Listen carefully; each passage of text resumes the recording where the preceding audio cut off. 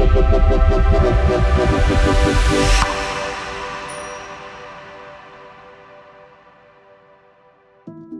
the Western world, each person uses an average of 60 gallons of water every day. Almost half of that water is heated. When we shower, wash dishes, or do the laundry, that heat is discarded down the drain and ultimately into the oceans. In the United States, 350 billion kilowatt hours worth of hot water is discarded annually. This is enough energy to melt 3.77 billion tons of ice, the same weight as 11,000 Empire State Buildings.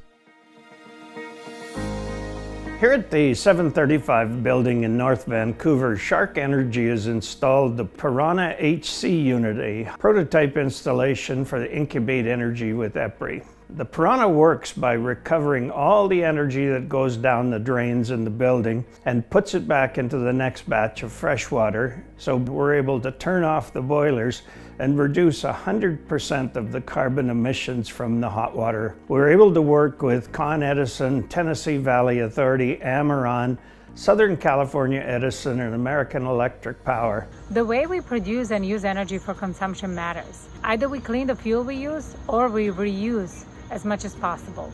Sharc figure out how to reuse the heat from wastewater we all generate on a daily basis.